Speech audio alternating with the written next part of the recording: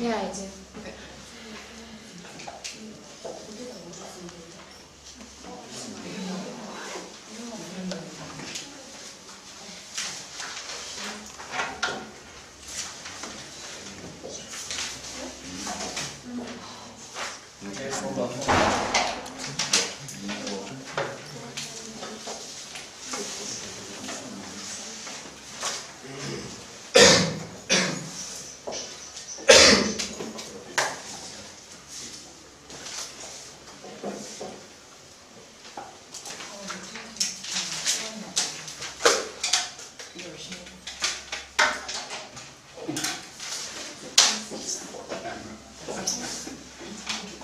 Okay, good morning everyone. Welcome to this debate, the World Schools Debating Championship 2007. What you're about to watch is a style of debate which encourages a high level of exchange and engagement between the two teams. And each speaker will have 8 minutes to make their speech, and after 1 minute, the timekeeper will signal once, like this. After the sound, the debaters on the other team may offer points of information to the speaker, and debaters must stand up when they offer points of information. And the speaker holding the floor may choose to accept or decline a point when it is offered. At the 7-minute mark, the timekeeper and I will again signal once, like this. And after the sound, no more points of information may be offered for the rest of the speech. And at the 8-minute mark, the time I will make a double signal like this. And after the sound, the speaker must conclude within a few seconds. And there will be a short break at the end of the speech for the educators to complete their notes. And after 6 main speeches, each team will have the opportunity to make a 4-minute reply speech. And this can be made by either the first or second speaker on the team.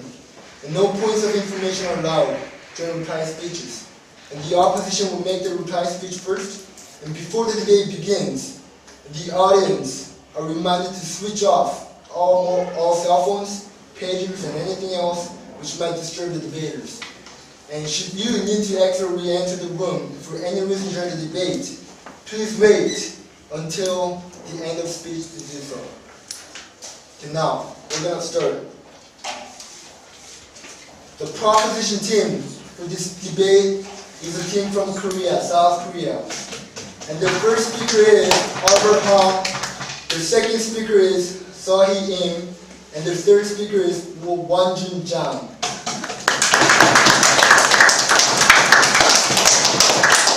Now the opposition for this debate, the team from Canada.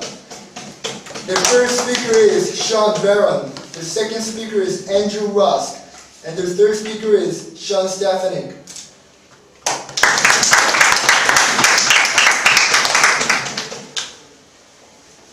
And the educators for this debate are Alexandra from Romania, from Ireland, and Reverend Laura, Indonesia. And the motion for this debate is this house will make the development of a clean industrial condition for receiving non-emergency development aid. And I now call up the first speaker for the proposition to open the debate. Please welcome Albert Hong.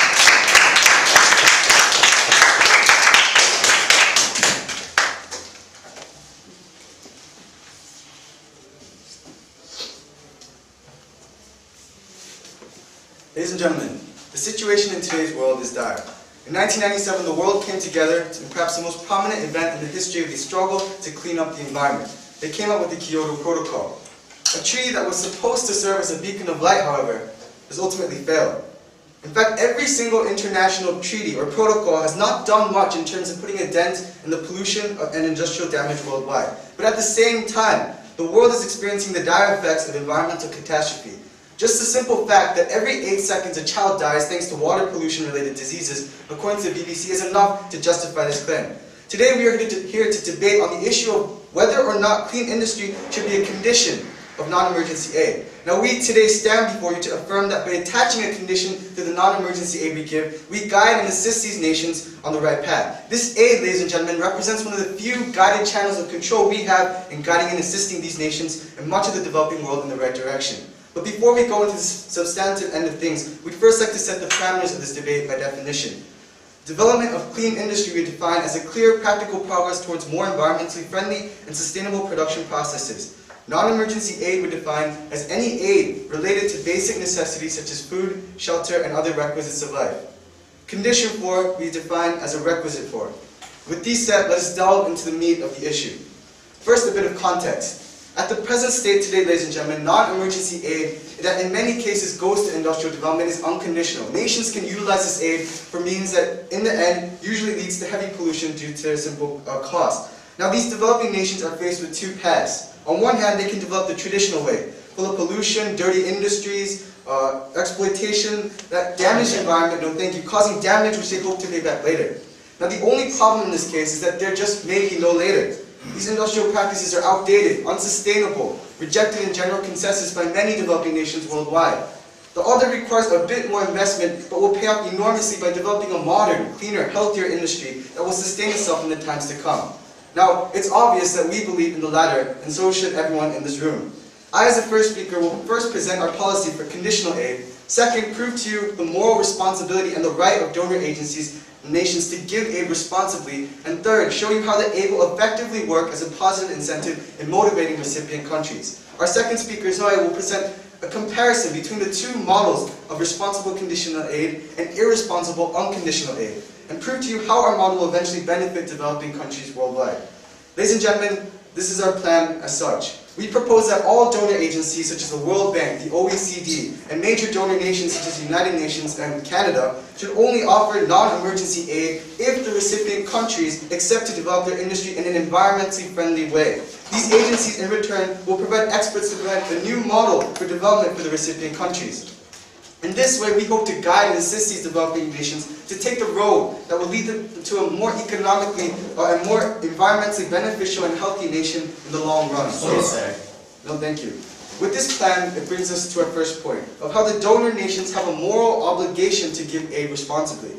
Ladies and gentlemen, we must bear in mind that the environmental resource in general is not national, but is interlinked. Air, water, it's all a universal resource that is bound to travel from one country to another. It spreads. Air currents, ocean currents, the carbon cycle, water cycle, all of these are environmental variables that transcend borders and affects not just the nation polluting, but in many cases the surrounding world.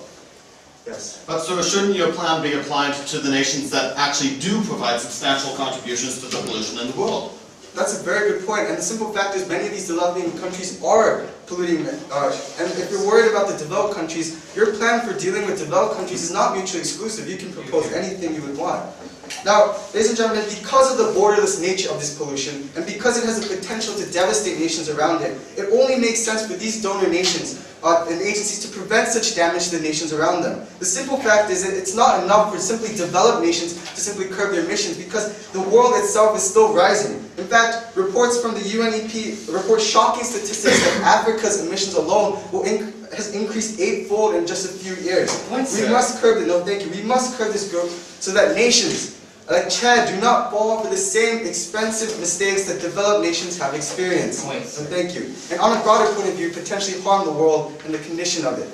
But will this plan work? Now we address the question of viability, and it makes itself evident. For the first of these justifications, we can direct our attention to a parallel model on which our model is based on, the IMF. Now, the International Monetary Fund is an international donor of aid that attaches strings to the aid it gives, and obligating nations to submit to the regulatory changes in the economy and changing the policies upon which the economy of a nation is based upon to prevent future crises in the economy. And the simple fact is we see its progress, we see it working. We see time and time again that nations in South Korea, Thailand, the Philippines, our plan is directly copied from the model of the IMF, which gives aid to recipient nations, gives financial experts who will then advise the recipient nations and revise their economic policy. Now, once again, this model has proven immensely effective. It's shown that it works. And best of all, this plan is at no cost to the government and only entails a change in law and regulation. So there's no cost to the government. It's the companies that are polluting and earning a profit off this exploitation that will ultimately pay in the end. The government is just here to enforce it. Ladies and gentlemen, if nations find it so concerning as to go as far as attaching conditions to financial aid through the IMF, it only makes sense that they should also apply this to environmental concerns, which pose a direct threat. It is also established that developed nations can no longer afford to ignore these environmental impacts that developing, industrializing nations have on the global environment with respect to things like carbon emissions, water pollution. The world is on the brink of tipping on the side of no return, a world of violent El Niños, droughts, lack of rainfall. No matter how much development nations try, it is futile. We also see that nations that have no regulations like China and India are now faced with the monumental task of reversing this rapid industrial development that spews millions of tons of pollution annually. And they're spending so much money on reversing this when we can prevent it from the beginning. We also find justification for our policy because of the simple fact that so many of these developing nations rely on non-emergency aid and are heavily dependent on agriculture as a crucial portion of their GDP. The simple fact is that industrial pollution is eating away, destroying and devastating these core sectors of the economy and threatening to decimate a great portion of the country's output. Because environment plays such a key role in these countries and is crucial to the economic health of these nations, it is imperative for these developing nations to preserve their environment to maintain relative economic stability and growth. It is in this fact that we find justification for attaching conditions to non-emergency aid to prevent these potential disasters from occurring again and preserving these agricultural industries upon which these countries rely so heavily on. It is an investment in the economy for the future. There's no doubting this, ladies and gentlemen. This point also extends to address the health of the people, which my second speaker will elaborate on further. When a nation's people are threatened by a few companies, we must make full use of this opportunity that non-emergency aid provides to help stop this poisoning. Now just listen to experience the immediacy of the conditions to aid. Just listen to the effects of unconditional development on nations fueled by non-emergency aid worldwide. In Albania, water pollution has resulted in miscarriages, lung problems, cancer. According to the BBC, disease carried in water as a result of pollution kills a child every 8 seconds. In Africa, over 85% of deaths are caused by water pollution and diseases. Zambia, which once flowered under its mining industry, is now finding a huge problem because of the poisoning from the mining industry is causing lead poisoning, vomiting, kidney damage, mental retardation. The problem is clear, and the problem is now. So ladies and gentlemen, it's evident that the justification for attaching conditions to non-emergency aid is clear and straightforward, and it is for these reasons that we feel our plan is the right one, the moral one, and the healthy one for a future that is not bogged down by smoke and sludge. Thank you. 8 minutes and 22 seconds.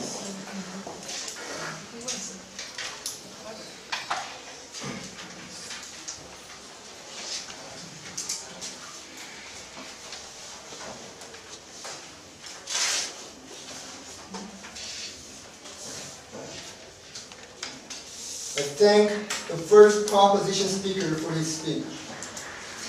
And now that we open the case for the opposition, I call up Sean Barron.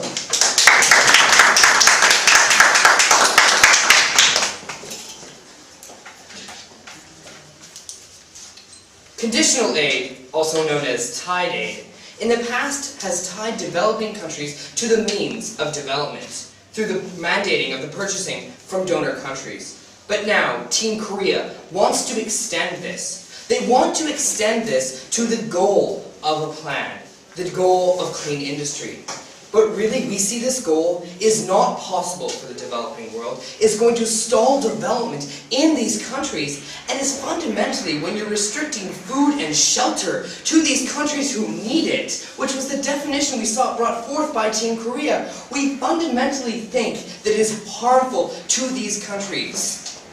And that is why, on the opposition, we are coming forth and telling you that climate change, it does not justify the withholding of aid. And that is going to be the case line presented by the side of the opposition. So before I continue into my constructive matter, I'm going to go into what we've seen from the opposition. Well, what they said is firstly, thank you. They firstly talked about how any donor agency is going to stop giving development aid unless they see a progress to clean industry. Thank you. But what we see, ladies and gentlemen, is in a lot of these countries, we don't have the basic units of life to actually have these people living in a good quality of life. Yes. Today's debate is about non-emergency aid, which doesn't include emergency aid composed of food, water, shelter, and medicine. Okay, so I guess there was a misunderstanding in your definition because we thought you defined non-emergency aid as food and shelter, and that's what we got from your speech. But anyways, we're still going to say on this side that the development aid is really important in the economic development of a country, and we really feel that limiting it isn't a good thing to do. So they talked about, no thank you, how there was an 8-fold increase in developing nations. Well, ladies and gentlemen, when a country goes from 0.01% of global emissions to 0.08%, that is an 8-fold increase. But really, the amount of emissions they have in the global sense isn't that great. So we see, where is the pollution coming from? Well, it's coming from the developed nations. And they're the ones who are actually hurting these developed countries because of the pollution that they emit. They're talking about attaching, no thank you, the aid like the IMF. But the IMF is a little bit different than attaching it to environmental conditions. And we're going to say this because the IMF, when they're attaching it to these financials, is trying to provide economic stability. But when you attach it to a clean industry, you're actually not allowing the development in these countries to take place, which is really going to be my first point. No, thank you. So when you look at Team Canada's case, you have 3 major points. The first point is that tide aid, the dire consequences. The second point is tide aid, the hypocritical stance. And the third point, which is going to be dealt by the second speaker of the opposition, is tide aid, the unethical stance. Okay, so when we look at tide aid, the dire consequences, we have to see that development aid is limited, and we need to make it most effective. But tying aid, no thank you, isn't the most effective way. Because what you're doing is in fact pressuring nations into making clean industry when they don't have the economies of scale to actually sustain it and make it efficient. So what this does is it leads to the fact that they're going to have to import this technology. And what this means is this outside technology isn't always fitted to these nations. We saw when Mali tried to build a hydroelectric dam from the IMF, they didn't realize that the soil would erode and not actually, no thank you, hold this dam there. So we see that outside technology doesn't work in these developed countries. And not only that, we see that bringing in this outside technology is actually really inefficient because you have to transport, you have to get the technical know-how in these areas. Without the basic support in these nations, it doesn't actually do anything. We see that the UN Development Program actually stated that tying aid increases the costs and the inefficiencies 25 to 40%. When development aid is scarce, Mr. Speaker, we see that we need to use it effectively, and tying aid isn't the answer. Because they don't have these economies of scale, no thank you, what needs to happen is development like developed countries developed. Yes, Mr. Speaker, it is slower, it is dirtier, but the industrial base needs to be secure before you address the environment. A country is actually going to lose capital under this plan if it is implemented. Because clean industry costs more to implement because it's not effective use of the tide aid. But not only that, we see that foreign direct investment, this is multinationals going into countries, or FDI, accounts for $334 billion a year, when development aid is $103 billion a year. So a country is faced with a decision. Do they hamper the economic growth of these multinationals in the name of, I'll take one of you, in the name of economic stability, or do they take 3 times as much from this foreign direct investment? The country is going to choose FDI, and that's a bad solution for the environment. Yes? Okay, these multinationals have already established an infrastructure in these developing countries that they have paid for heavily. So where are they going to move to, sir? Are they going to thank you very much. But really, it isn't the multinationals we're talking about, it's the developing country. Because they have to choose between the foreign direct investment, which accounts for $330 billion to the developing world, or the development aid, which is 3 times less. So really, the choice is clear. The developing nations aren't going to take the development aid, they're going to take the foreign direct investment, and this is going to do nothing for the environments of these countries. So this relates to the case line that the tying of in climate change doesn't justify the use of tide aid, because in fact it is not efficient use of it, and it's actually going to deter them for any progress, because they're just going to take the foreign direct investment. Which leads me, thank you, to the second point of the side of the opposition, which is tide aid, the hypocritical stance. Now, most of the world's 1 billion tons of greenhouse gas pollution comes from developed nations. 8 out of the 10 top emitters are countries coming from the developed sphere. It is hypocritical for the United States at 21.2% of global gas emissions to tell Botswana, which is less than 0.1%, that they need to clean up their act. And Japan, with 1,234,000 tons of greenhouse gas, to tell Chad that their 114,000 tons is really a bad thing. We think this is hypocritical for donor nations to take this no thank you and telling these countries to pick up the slack when really they're the ones who are polluting and actually hurting these developed nations. Developed nations, the emissions aren't part of the same industrialization. The developed nations, their emissions aren't part of the industrialization that is needed to get to the point where developing nations need to get to. Botswana's industrialization, which will increase the amount of CO2s, is much different from right now Japan's emissions when they've already gone through this industrial revolution and they've already gone through the building of this industrial base. So for developed nations to demand environmental solvency once they've already been through the dirty process of industrialization is hypocritical, and this justifies the need that tide aid. The climate change doesn't justify tide aid because it's hypocritical for these nations to do this, and it's actually not the best thing for the development of these countries because they need the industrial base, which is, yes, dirtier. In this debate today, we've told you that tide aid is not effective. We've told you it's not going to work. We've told you it is hypocritical and does not merit the tying of aid and the withholding of aid based on climate change. We call it the developing world, Mr. Speaker, because it needs to develop. This can only happen naturally through a short period of dirty industry and emissions. Clean industry is the goal. Withholding aid is no way to achieve this end. And that's why, on the opposition, we beg to oppose. Thank you.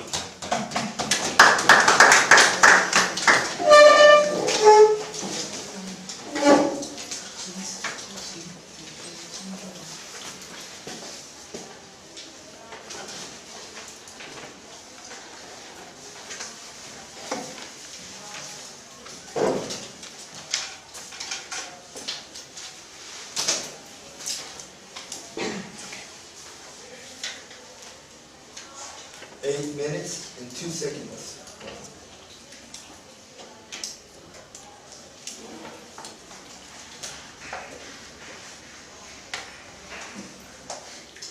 I thank the first opposition speaker for his speech.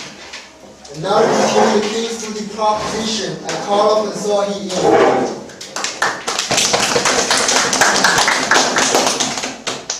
Ladies and gentlemen, Mr. Speaker, I quote and quote directly my previous speaker from Team Canada.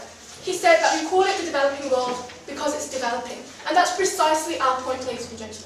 This debate is about a choice between two models. Will we develop in the pollute as much as you can and develop quickly way, or the sustainable, developing, eco-friendly way? And we at the proposition believe that the eco-friendly way is the best way to go in the terms of the health, the environment, and the economy of the citizens in the developing world. So with this set in stone, before I move on to my substantive matter on how it makes more economic sense to follow the proposition's policy, I'd first like to address 3 major issues that the Team Canada had against our team. Firstly, this idea related to the definition, and then their first argument which concerned the consequences of our policy, then their second argument about how this is immoral to give tide aid to these countries. So firstly about the issue of the definition, we'd like to clarify this clearly because they have been misrepresenting us, saying that our first speaker defined the motion as pertaining to life and death. But we say, ladies and gentlemen, he's clarified clearly that non-emergency aid is about development. Issues except aid that pertain to life and death.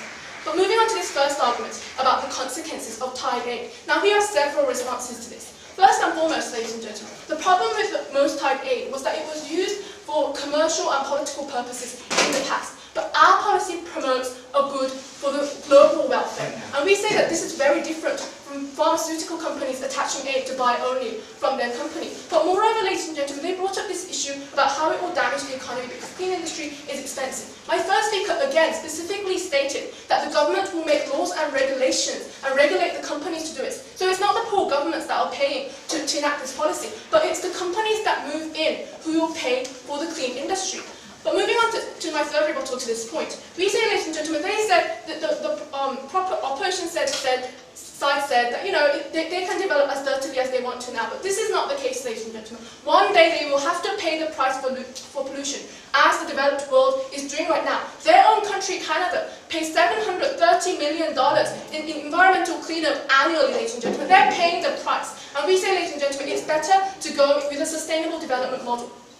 So, ladies and gentlemen, moving on to this second issue about how it's hypocritical to attach conditions to aid. Now, we've seen many type aid, but actually there are type aid that works in a moral way. An excellent example of this is NEPAD, ladies and gentlemen, a condition that entails African countries to have transparency in their governments in order to get aid. And we say, ladies and gentlemen, that this brought international acclaim. The United Nations also approved of this. So to generalize all type aid and say it's immoral does not stand in any way whatsoever. And moreover, we say that it's wonderful that Team Canada has a concern for the world. It's wonderful that they care about countries like the United States, the UK, that are polluting. But the fact of the matter is, ladies and gentlemen, their plan is not mutually exclusive with our model. We can enact both policies at the same time. So it's excellent if Canada can come up with a model which will solve the problems in the United States. Just a moment. But we say, ladies and gentlemen, that enacting our policy at the same time will be more efficient. Yes, please. But Miss, how does your plan have any tangible gains when the majority of countries you're attacking contribute less than 0.1%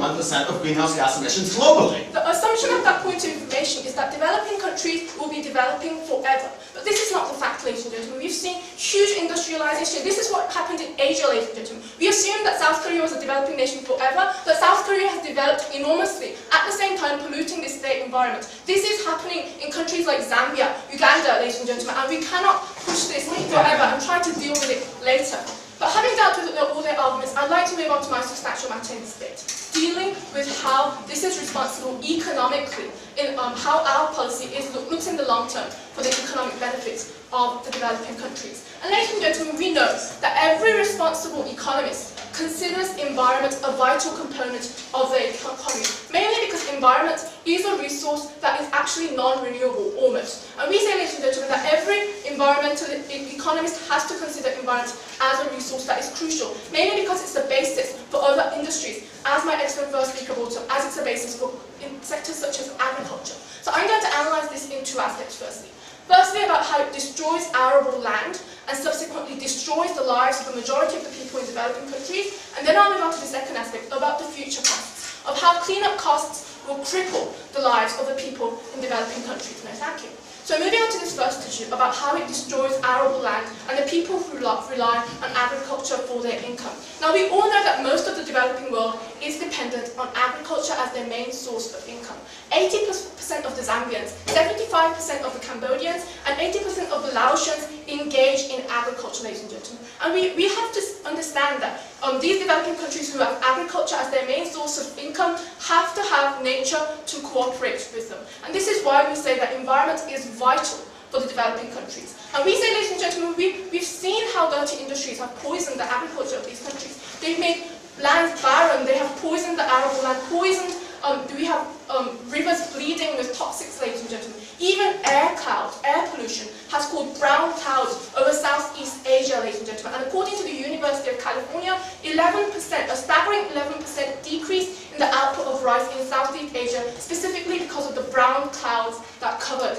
And we say, ladies and gentlemen, that their primary industry suffers in this case, and this hits the economy hard, ladies and gentlemen. Team Canada says they argue for the economy, but this is not the case, ladies and gentlemen. The lay person in developing countries, just a moment, suffer the most because of agricultural harm. Yes? Does it really make sense to withhold development aid from Malawi until they build hydroelectric dams when they don't even have running water? They do have running water, ladies and gentlemen. And we say that going with Team Canada's plan of polluting as much as possible will destroy the agricultural basis of these countries. And we say, ladies and gentlemen, that we have a model between Philippines and Thailand. Philippines chose in the 1960s to follow industrial development, the model that Team Canada proposes, to pollute as much as possible and pay for it later. And Thailand chose to go with the protecting the environment, sustainable development model. And what happened? Now Thailand has a booming agricultural industry, a decent industry, and a booming tourist sector, and this shows, ladies and gentlemen, how this is more effective in the long run concerning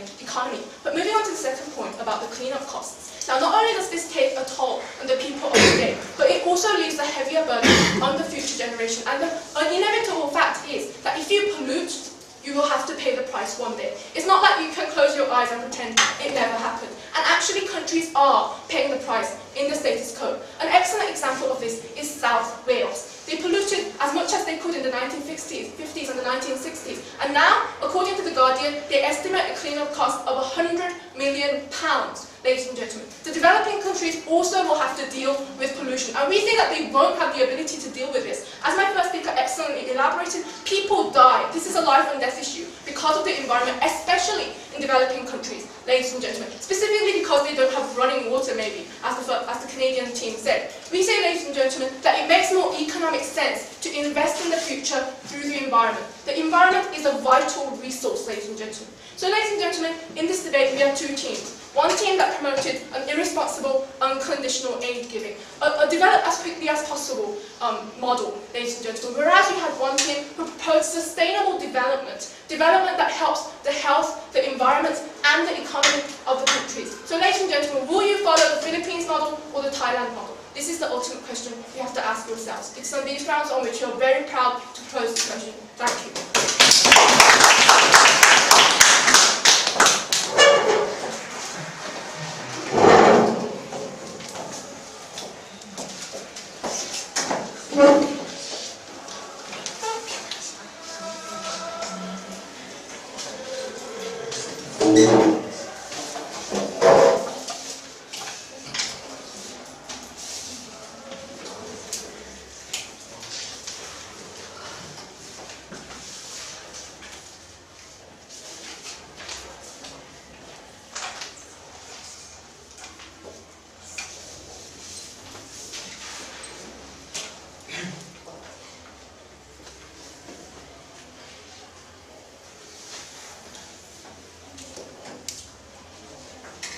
Eight minutes and 11 seconds.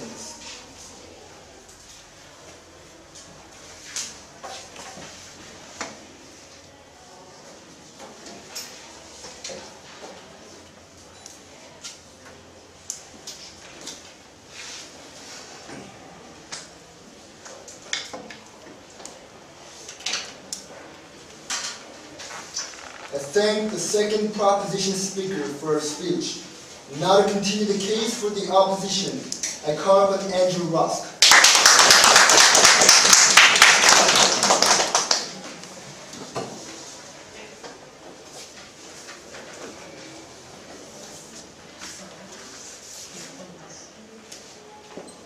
The average citizen in Sierra Leone doesn't have access to clean drinking water. Yet, Team Korea would propose that this citizen drive a hybrid car to the well. Perhaps I hyperbolize slightly. However, when you get down to what Team Korea is actually proposing, you see a plan that is illogical, you see a plan that is unethical, and you see a plan that is full of tension and does not actually solve the problems that they have set out to fix. And that nicely brings me into the rebuttal of Team Korea's constructive case. We saw in the first speech with Mr. Hung's contentions, where we saw him talk about a plan and propose this plan on we would cut off development aid until developing countries agreed to develop clean industry. Now, on side opposition today, we would like to take a moment to actually attack the tangibility of this and ask Team Korea today, will this plan actually work? Because in essence, what they're doing is instituting a plan that restricts aid until a developing country proposes to just sort of make progress. And Team Korea used the explanation of, well, it worked with the IMF. And my colleague, Mr. Bayon, has already shown you on this side today, the IMF is not a parallel example that can actually prove this. And we would really question whether or not this is enforceable, especially considering when Mr. Hong first stood up and presented the proposition case, he showed you the harms of Kyoto and said, I quote, treaties don't work. So essentially, all this is here is a treaty that is requiring countries to sign on to a plan to possibly reduce their greenhouse gas emissions. And we would ask Team Korea to stand up in their case and explain to us why, in fact, their plan will work, because they haven't yet done so. The second point that they brought up was this moral obligation point and how the developed world has a moral obligation to help the developing countries. And frankly, I found this point kind of funny because it's incredibly immoral, and when you get right down to morality, that's not what the essence of the point on Team Korea is proposing. They essentially argued that because countries are not developing properly, because Ghana doesn't have enough hydroelectric dams, we're going to take away the money that they spend for food and shelter.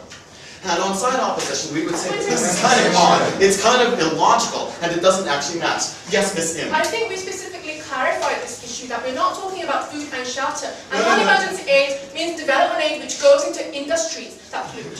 Thank you very much, and actually that's not what you clarified. You clarified that you're not talking about life and death situations. We would say a lot of development aid, no thank you, doesn't actually, that goes into like promoting clean water isn't a life or death issue, it is a development aid issue. And we would say that when you get right down to it, whether or not that's the case, the first argument on the proposition side, the only argument from the first speaker on the proposition side is simply illogical and immoral. And we would say that in fact it illustrates some tension in their case. Because when they opened up, they brought up the stat that every 8 seconds a child dies from water pollution. And on-side opposition, we agree that this is absolutely horrible. However, slightly later, they talked about how it's perfectly moral to take away the funding that helps develop clean water sources in the future. And so we would say that this is tension in the Korean case that they need to solve in order for them to even possibly fulfill their burdens today. That brings me on to the second half of Team Korea's case. They talked about the environment and how pollution is horrible. And Team Canada agrees, yes, pollution is absolutely catastrophic. Yes, there is a need for greenhouse gas emissions globally to be reduced. However, we would say that the misrepresentation is presented that Team Canada stands for polluting for as much as possible simply isn't the case. Rather, we stand for targeting the polluters that do pollute the most, not necessarily targeting Chad, which contributes less than 0.1% of greenhouse gas emissions. So we would say that fundamentally this environmental issue doesn't actually fulfill the burden on Team Korea's side, and because of that it's simply illogical and can't stand. No, thank you. And that brings me on to the contention on the second opposition, tide aid, the unethical solution. On-side opposition, we stand for the idea that withholding development aid restricts the ability for nations to develop, and consequently it is fundamentally unethical. We would say that this is especially the case considering that the tie between development aid and clean industry is illogical. A lot of development aid that is allocated to situations that are not life or death are not directly related to clean industry. Therefore, we would say there's a difference between tying aid to clean industry and cutting aid off from dirty industry. Tying aid, at its heart, provides a motivating force for development in the future. But that's not what the proposition side is proposing. No, thank you. What they are proposing is cutting off aid that penalizes the entire economy. In a minute, miss.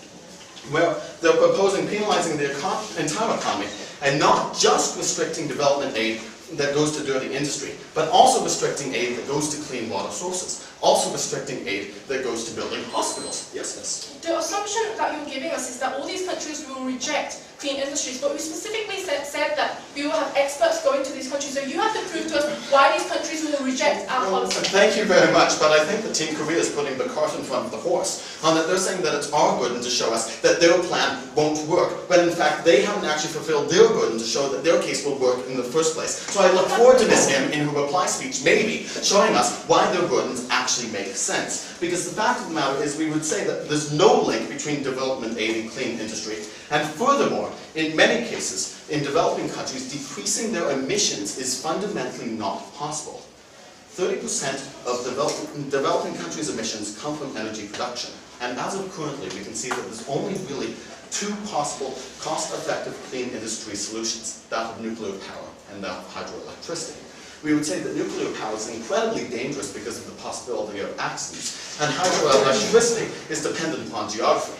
And as a result, we would say that in many developed countries, we see nations having difficulty to implement tangible solutions in order to reduce their emissions in this facet of their greenhouse gas emission quotas. Yet somehow, Team Korea proposes that these developing countries will somehow implement the nuclear reactors in order to reduce emissions. Somehow, the farmers in Malawi that lack running water and any sort of energy grid will be able to implement nuclear power in order to receive their development aid and build these energy grids in the first place.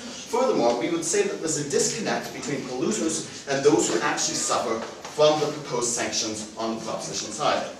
In many developing nations, we would say that democratic accountability is not good, and the plan is penalizing the government, penalizing citizens that don't necessarily have direct control of the government. Furthermore, we would say if you look to Shell and Exxon in Nigeria, oftentimes the polluters come from privately owned infrastructure and multinationals. As a result, we see Team Korea present a plan that is, first of all, as my colleague pointed out, ineffective, and second of all, despite the point on the first speech, highly immoral. As a result, we need to recognize that developing clean industry is not a priority for developing countries. We need to let them develop at their own speed. Both teams in this debate agree that dirty industry is horrible. But, Mr. Speaker, I would say that the proposition plan is possibly even dirtier. We beg to oppose. Thank you.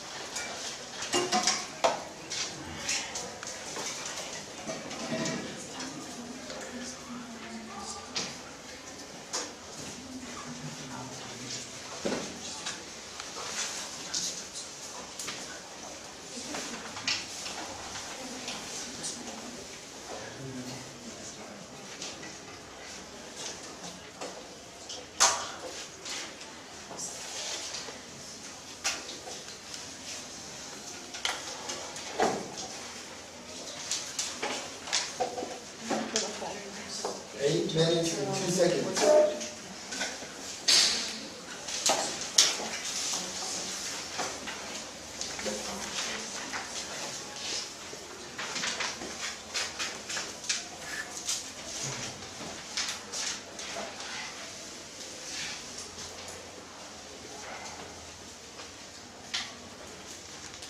Let's thank the second opposition speaker for his speech. Now to continue the case on the proposition. I call upon Won Jun-chan.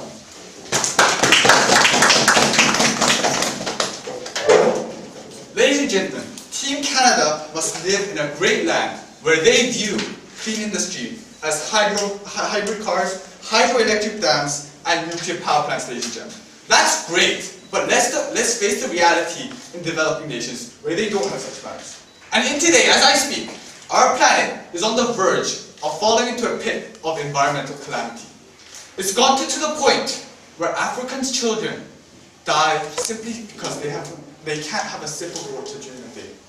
It has gotten to the point where nations all around the world are plagued by environmental disasters, tsunamis, El Niños. And it has also gotten to the point where the President of the United States, Mr. George Walker Bush, has actually acknowledged himself that global warming is indeed occurring. And when we see such phenomena, ladies and gentlemen, we feel a need to act, a duty to bring about the change and alleviate the environmental problems. And that's the duty that we will successfully carry out today as a proposition side of the House. And in today's debate, ladies and gentlemen, we have this opportunity by attaching a simple condition through aid to help the environment and alleviate the environmental problems that we have in the status quo. And in order to do this, ladies and gentlemen, we face two models in front of us. That of the traditional way of developing and that of the modern way of developing. In the traditional model, ladies and gentlemen, we develop no matter what for short-term cash under unconditional aid.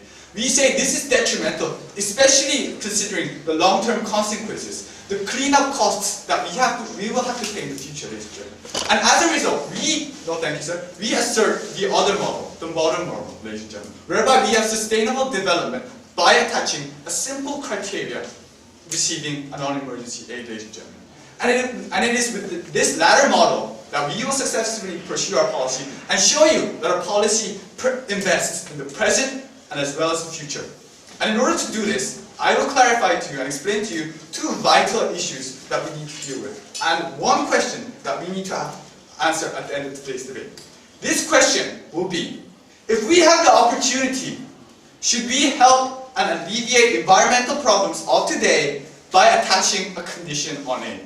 And we believe in the proposition, no thank you, not only do we have the justification to do so, but we also have the practical means, and yes, we should.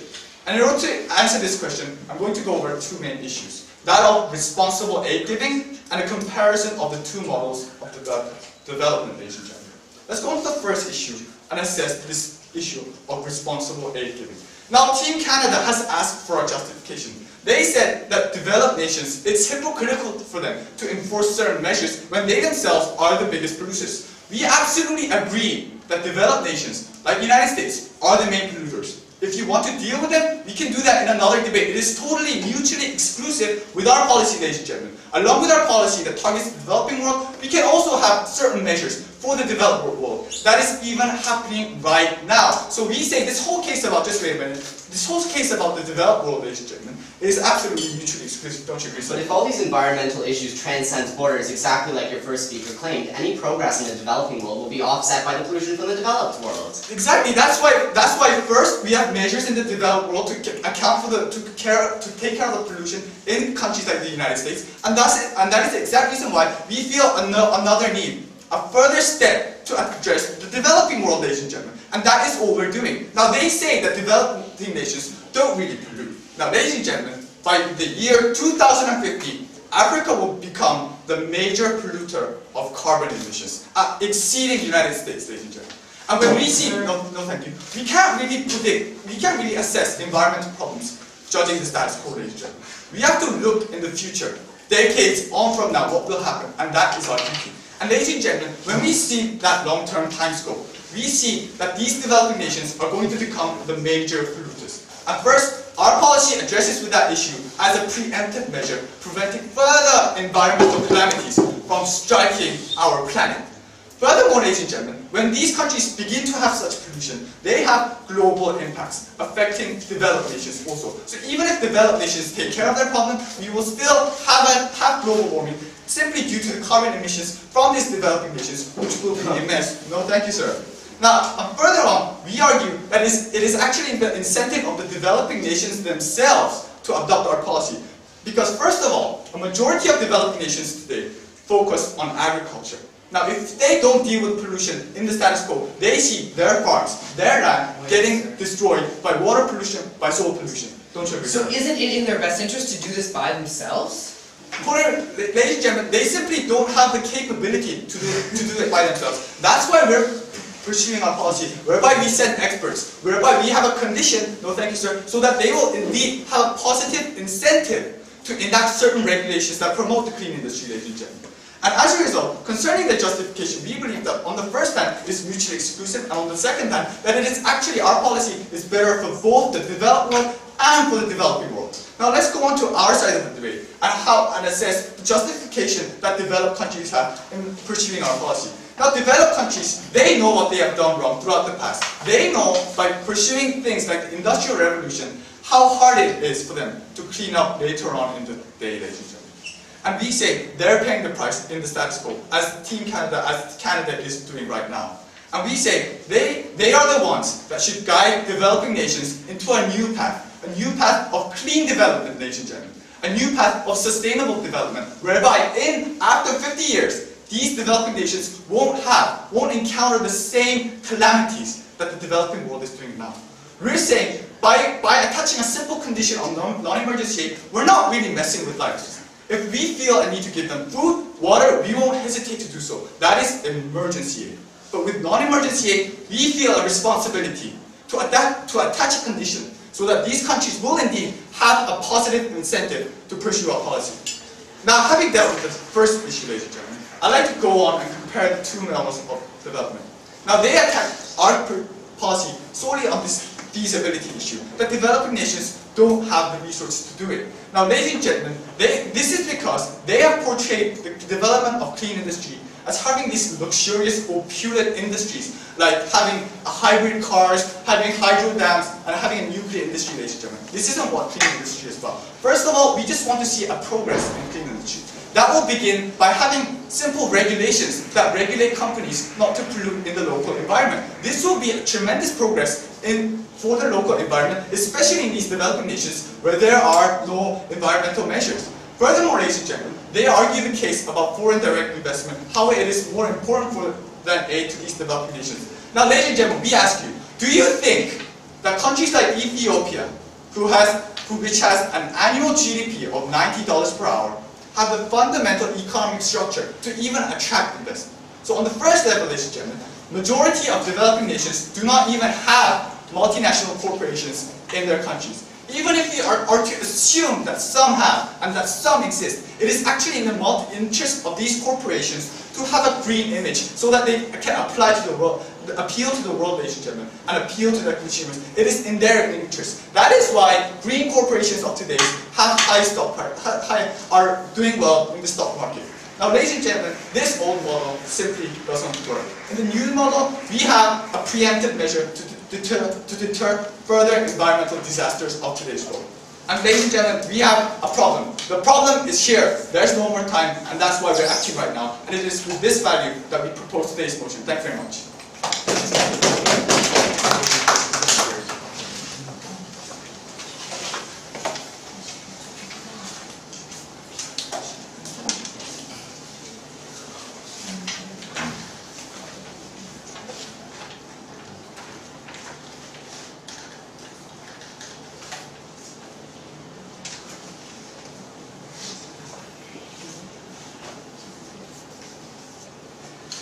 8 minutes and 24 seconds.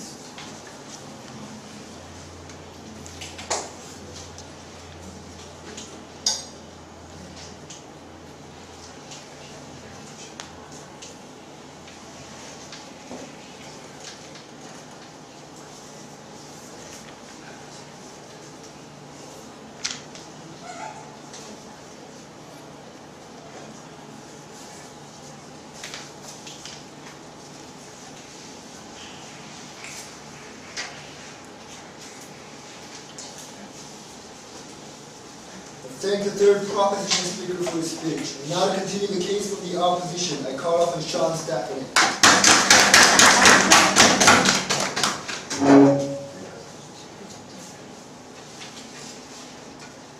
Team Korea today has taken the paternalistic view that the problems created by the developed world must be fixed beyond its borders. Nations like Malawi, the Congo, Mauritius, Swaziland, Burundi, they should stall in their development to find solutions that aren't within their grasp.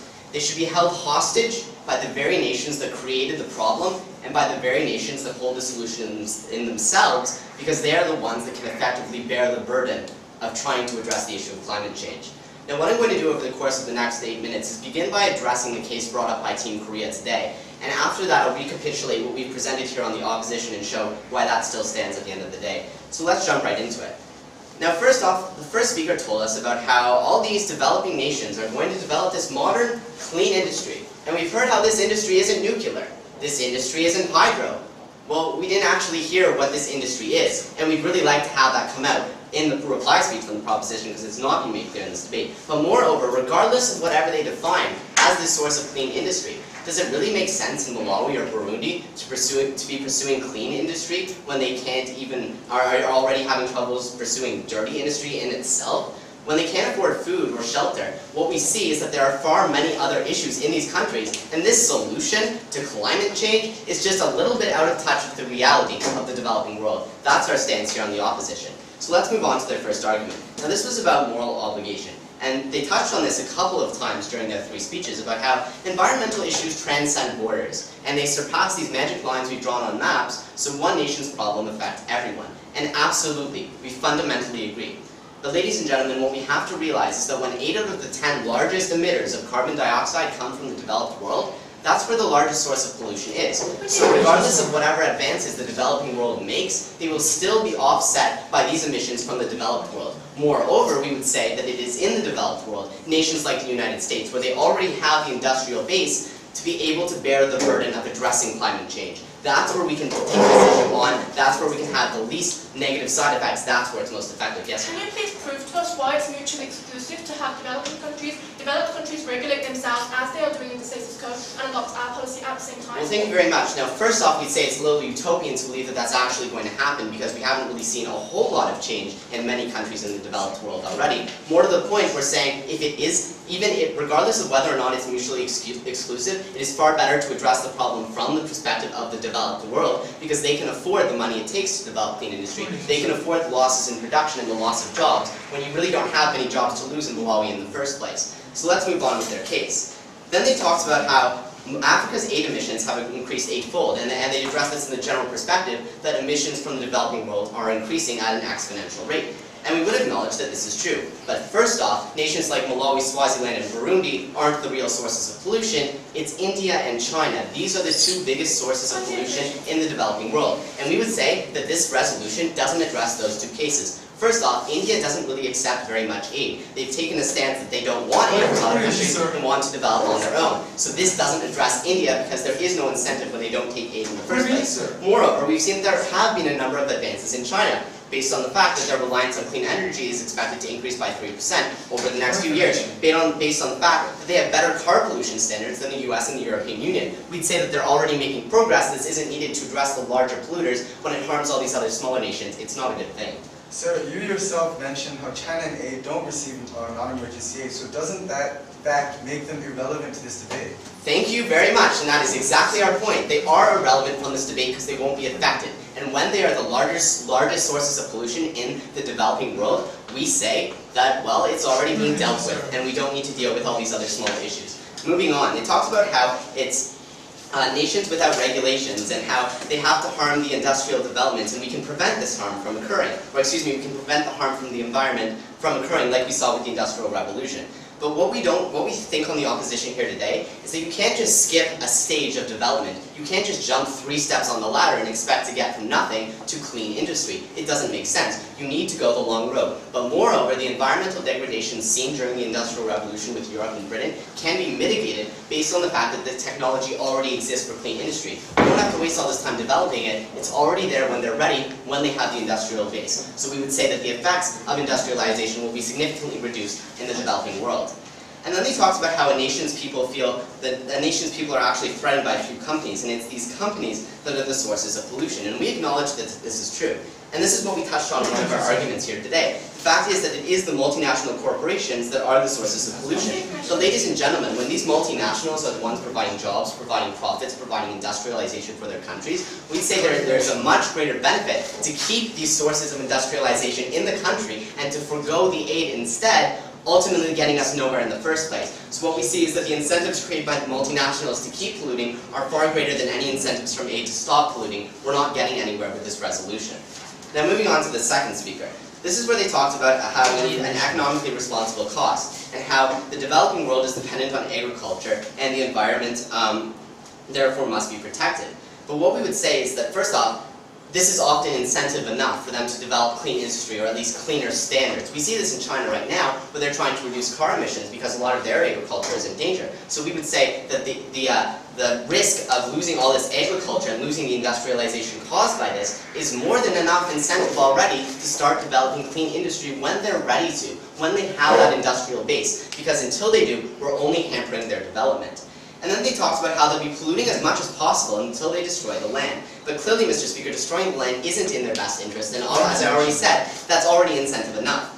Then they talked about how we're destroying the future generations. But Mr. Speaker, we need only to look at Britain and Europe to see how we recovered from some of the environmental damage. Just a few decades ago, the Thames River wasn't inhabitable by any fish because it was so polluted. Now, there's all sorts of fish that we see numbering in the hundreds in the Thames River. We'd say that this is a sign that future generations can effectively bear the burden of climate change because they have that industrial base, because they have the capital to do so. We don't have this happening in the developing world, and that is why this solution just doesn't fit there. And that leads me into their next point, where they talked about how there is going to be a heavier burden on the future generation. For example, Wales having to pay £100 million. But we'd say that Wales is a lot more capable now of paying £100 million than all of the costs that Malawi would have to undertake to develop clean industry right now in the first place. So ultimately, Mr. Speaker, while it is a large burden to address climate change in the future, we'd say that it is a burden that can most effectively be paid by the future when we have that base, when we have that capital. We can't pay those costs now because it would cripple the development that is already stalled in the first place. So here on the opposition today, we presented the case line that climate change doesn't justify withholding aid. We first off talked about how tied aid, the dire consequences, how aid must be cost effective. And when these developing nations don't have economies of scale and are forced to import from developed nations, it doesn't always fit, it doesn't always work, and it's often more expensive. Ultimately, it's better for them to develop on their own. Secondly, we talked about the hypocritical stance of tied aid, how most of the pollution is coming from the developed world, and unless we address it there, any changes that might supposedly, hypothetically be brought by the proposition today would be offset by what we see happening in the developed world. Thirdly, we talked about the unethical solution and how it restricts the ability of these countries to develop. Because ultimately, it is this development that allows them to deal with climate change in the future. You can't jump steps on a ladder to get to the end, Mr. Speaker. You have to take the long road. That's our stance here on the opposition. That is why this resolution must fall.